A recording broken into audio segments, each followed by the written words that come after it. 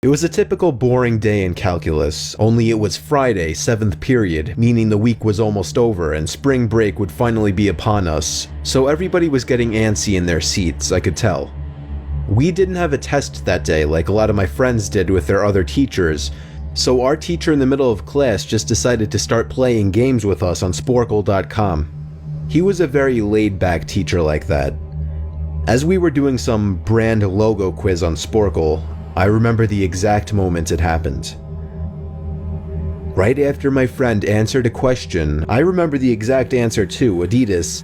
The dean's voice came through the loudspeaker. He sounded panicked and frantic as he told all the teachers this was not a drill and to go into lockdown. I actually got the chills and I got goosebumps on my arms as our usually laid-back teacher too seemed panicked as he ran to turn off the lights and ushered us to the back corner of the room. We all sat in silence for about 2 minutes, and then the usual buzzing that came from a panel in the back of the room ceased, indicating that the school must have cut all the power. We all looked at each other, realizing this must be serious. A few more minutes of waiting later, we heard a man screaming at the top of his lungs coming down the hallway.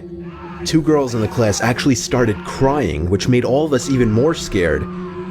As the screaming got closer to the classroom, the lunatic-sounding man started banging on the lockers while screaming, "I'll kill all of you."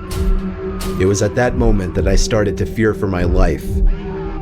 My teacher shushed us as we all looked at each other to see our peers' reactions. The banging then moved from the lockers to our classroom door, and that's when one of the crying girls screamed no. The banging on the door only grew worse as the man started screaming, "Open up." 2 of the girls in the class were crying out loud now. It felt like an eternity that man was pounding at the door, but eventually he finally continued down the hallway, screaming like a mentally insane person until we could not hear him anymore. I'd say 10 minutes later, though it felt like half an hour given the situation, the dean came back on the loudspeaker explaining the situation, which was surprising for him to do. He explained that some apparently mentally unstable person entered the building and assaulted the woman sitting at the front desk, causing her to flee the building screaming, and staff wasn't sure if the man was armed or not. Now this was before the school had cameras or could afford proper security, so the school was wide open to something like this happening.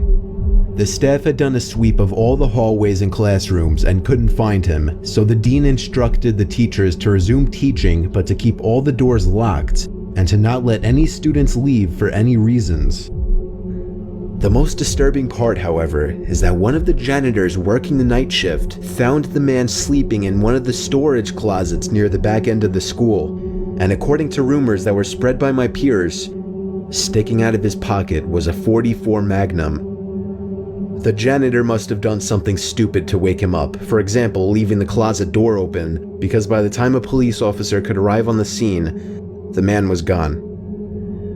My entire class, as far as I know, to this day, has no idea if this man was ever found, but I like to think that right now, he's being given the proper help that he needs.